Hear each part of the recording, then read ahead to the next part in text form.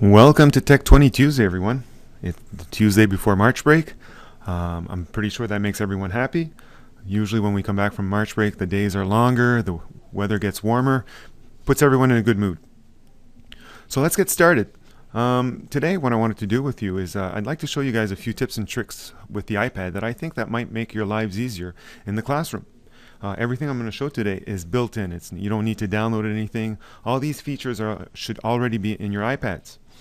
So I'm going to start with something called guided access. If you're not familiar with guided access, what guided access does, it basically locks a student into an app. So you can go to a child's desk and put the iPad on their table and make them work on an app, and if you walk away and come back, they won't have left that app and tried other things. They are locked into the app. They absolutely have to stay there. So let's take a look how you activate that. It's in the settings, and in settings I'm going to go to general here, and in general I'm looking for something called accessibility, which is right here. You've got a lot of options in accessibility, but the one we're looking at here is down below, a little lower here under learning. It's called guided access. So right now you can see that the tab, it's turned off, and what I'm going to do is I'm going to turn that on. And when you turn that on, what would be important for you to do here is set a passcode. And I'll explain in a few minutes why we need to set a passcode. So I'm going to set a simple passcode of 1234. You have to do it twice. So now I've turned guided access on. I've set my passcode. So I'm going to go to the app in question that I'd like to lock the students in. So I have one down here called EduCreations. So there, I've turned EduCreations on, and how you enable guided access, you need to triple click the home button. That's the button on the front of your iPad. So you do a quick triple click, 1, 2, 3, and you see a menu come up, and you see guided access. So if you see down below, we have touch, motion. What you can do, if you turn motion off, it'll lock the screen from turning. And also, if it's an app where you just want them to look at something and not necessarily use, you can turn the touch off. But I'm going to leave these on for now. So I'm going to click in the upper right here, and I'm going to click on Start. So now the kid has the iPad, and he's locked in. So basically, I have a math question up here. So you could have the kid would be forced to work on this question. If you walk away, and the kid wants to leave this question, I've clicked the home button. It says, you see up above, it says guided access as enabled. To be able to leave this app, you need to triple click again. And when you triple click, it's asking for that passcode that you set. So I'm going to type in 1234, and I can end or resume. So I'm going to end here. Guided access ended. So now when I click on my home button, I'm back to my home screen. So this is a very neat feature that's built into the iOS 7. I believe it's in 6 as well. And I think this is something that every teacher can use when they're letting their kids work with iPads. Okay, moving right along. The second feature I want to show you is something called restrictions. Since we're on the topic of controlling a little bit what the students can and can't do with the iPads you'll be putting in front of them, I thought mentioning restriction was important. So let's take a look at restrictions and what that does.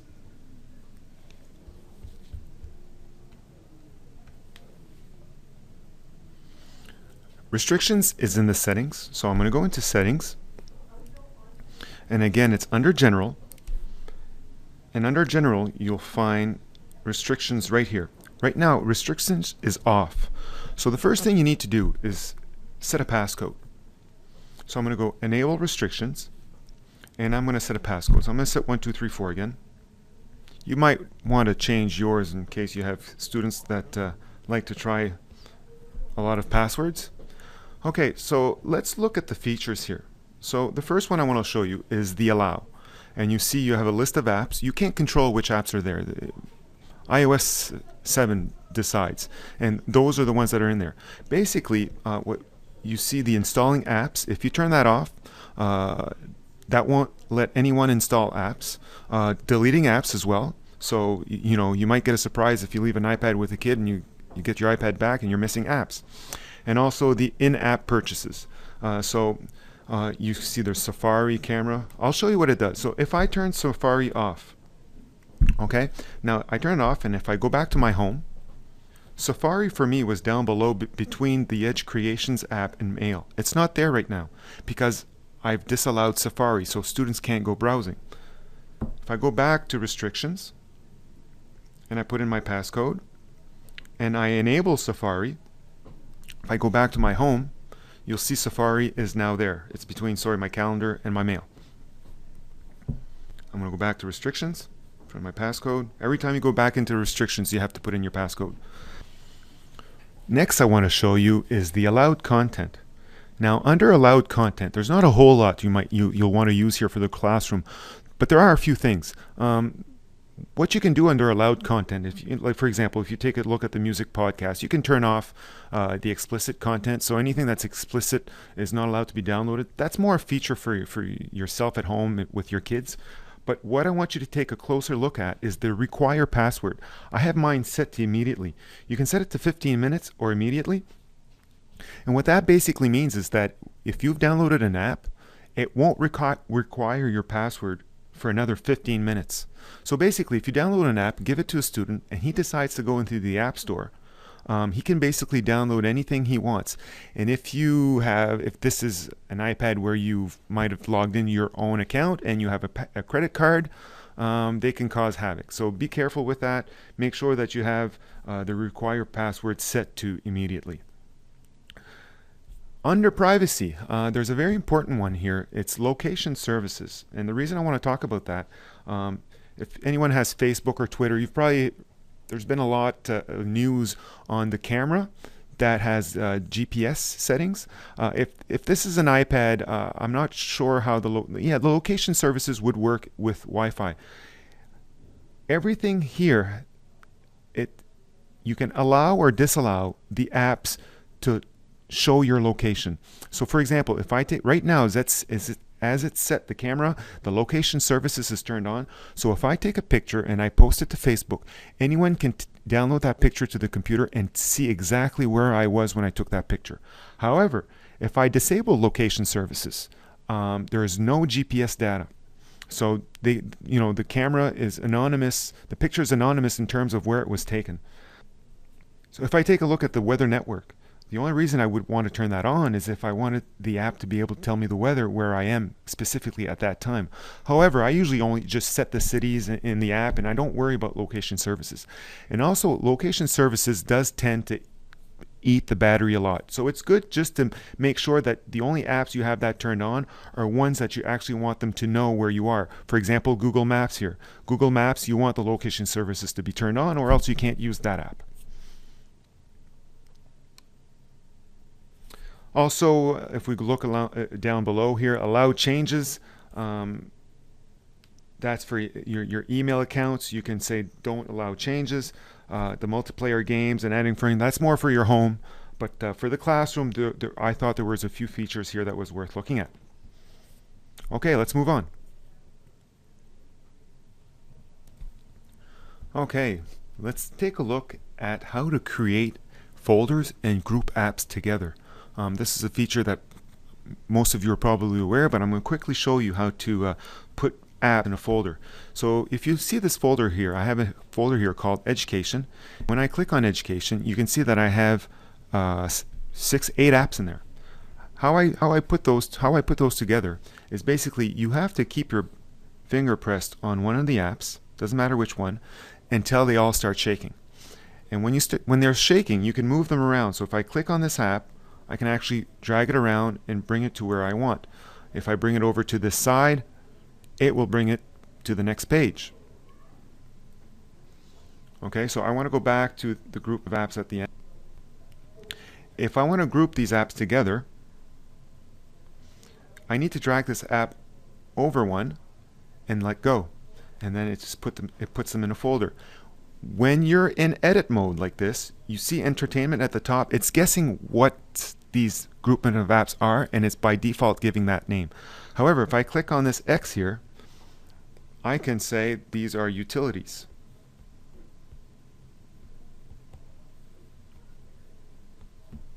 And there you go. I have an app. I have a folder with 2 apps in there, and if I want to add more, you just drag them in.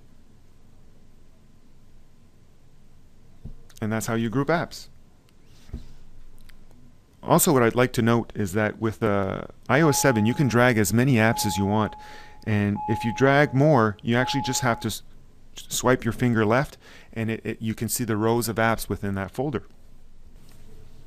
Okay, the next feature that I'd like to show you is something quite simple. On the side of every iPad, there is a switch, which looks like this. Okay, this little switch here. And this little switch here has 2 functions. It can either mute your iPad, so when you turn the tab over, there's no more sound. Also, it can be made to lock your screen so it doesn't turn. So it can do 2 things. It depends what you set it to. And how you change the settings for that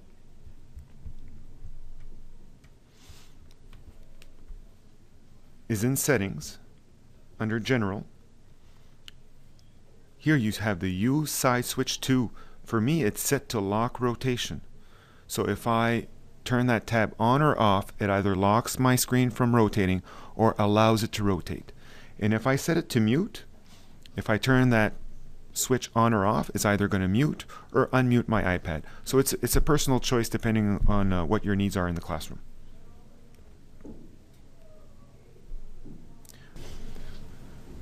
Okay, next feature I'd like to show, it's a familiar one. I'm just going to show this quickly in case a few people might not know this, but you can actually take a screenshot of anything that's on your iPad. If you can see it, you can take a picture of it.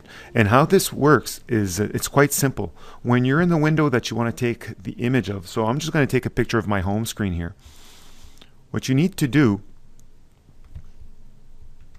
is you need to simultaneously press the lock button, which is in the upper right of your iPad, and your home button. When you press these 2 together, what happens is that you'll see my screen will go white and you'll get a little camera sound. So I'm going to press the 2 together here. You see my screen went white. And to find that image, I just go into my photos and I'll scroll down to today. And if you see today here, and there's that image that I just took, and I can edit if I need to. Oh, it kicked me out of the app. No. So if I need to make any changes on this image, I can. And so you can take an image of anything you see. I have a little bit of time left, and I have 2 or 3 other things I'd like to show you. One of them is simple. It's just how to save images. I know I talked about screenshots earlier, but what you can do with the iPad is you can save any image that you browse to in Safari. So I'm going to open up Safari here and show you how to do that. Basically what I have already set here, I just searched world map in Google on my iPad. And I'm just going to select one of the images randomly, and it's this map right here. And you get this little preview window. If I want to save this map, what you need to do is you need to press on it with your finger, but keep it pressed. And when you do that, you get a menu come up. And one of them is to open it, so it'll open up that image in a new tab. But what I want to do is I want to save this image. So I'm going to save image, and that menu disappears. And in order to go find that image that I've saved, I just need to go to my photo library. So I'm going to go into Photos here and scroll down below to Today, and there's that image. Very easy, very effective. You can save pretty much any image just by tapping on it and keeping your finger pressed until you get that menu. Feature, hard reset. I get this question a lot. Sometimes your iPad freezes, it won't respond, it won't turn on, you're not sure what to do. When in doubt, hard reset will solve a lot of the issues. And how you do a hard reset, basically what we're doing, we're forcing the iPad to restart. And how to do that is you need to press the sleep hold button here in the upper right, and you need to press down on your home button simultaneously for about 10 seconds. And when you do that, it'll shut down your iPad. And you let go, you wait a few seconds, and then you press the sleep button again to turn your iPad back on.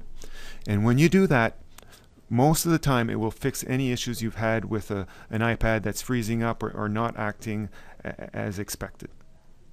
Moving on, I'd like to show you, this is an iOS 7 tip. It also works in 6, but the method in getting there is different. I'm going to talk about the search. Sometimes you're looking for an app. If you get a lot of apps on your iPad, sometimes they're hard to find, especially if you're creating folders. In iOS 6, when you're on the home page, the very first page, which I am on here, when you swipe left, you'll get a search menu come up. However, in iOS 7, it doesn't matter which page you're on. If you swipe from the middle of your screen down, it gives you this menu. And I'm going to look for an app. Let's say I want to find the Twitter app. I'm having trouble finding Twitter. So you just type Twitter in the search field. And you see right away it finds that application Twitter. So if I tap on it, it will open Twitter. However, what it also does, it'll search for Twitter everywhere on your iPad. So this is all the mail that I've gotten with Twitter in it. So it depends what your search is. In this case, I want to open up the application because I couldn't find it. So you just tap on your application and it opens up. Very quick and very easy. Okay, we're doing good on time here. So I'm going to show you two last features. One of them is in settings. This is a simple one. And in settings under general here, there's one called text size. And there's a scroll bar here. Okay, and so you can change the size of the text within apps that support this. It says supports dynamic types. Okay, so I'm going to set it to the smallest and show you apps that support that is Notes. And notice how small the text is. Mail, so if you're checking your email, everything is small. There's also the calendar supports this. Okay, if I go back to settings, I change my text size to the largest, it just makes it easier to read. So if I go back to the Notes, everything's bigger. My mail, which would be a popular one, the text size is, the font's nice and big, easy to read. And the same goes for the calendar. Okay, there must be apps in the App Store that also supports this, but it's a nice feature if you have students who have trouble reading small letters and you want to change the text size without zooming. This is the easy way. Finally, the last feature I'd like to show you is only in iOS 7, unfortunately. It's the control center. What you do is you put your finger at the bottom of your screen, just below the row of apps at the very bottom, and you just swipe up, and it brings this quick control screen. And this control screen quickly gives you access to change the volume, the brightness of your screen. It can also, you can turn on quickly your Wi-Fi, your Bluetooth. There's airplane mode. Notice the mute and unmute. Well, this is a quick feature. Right now, my iPad is set to lock and unlock with the side switch that I showed to you earlier. However, if I swipe up, I can mute and unmute my iPad quickly. If I go in settings under general and I change the lock rotation, if I change that side switch to mute, what happens is that now in the control center, I can lock and unlock my iPad from there, and I can mute and unmute from the side switch. So that's just a little feature that you can play with. Also, it gives me quick access to my camera.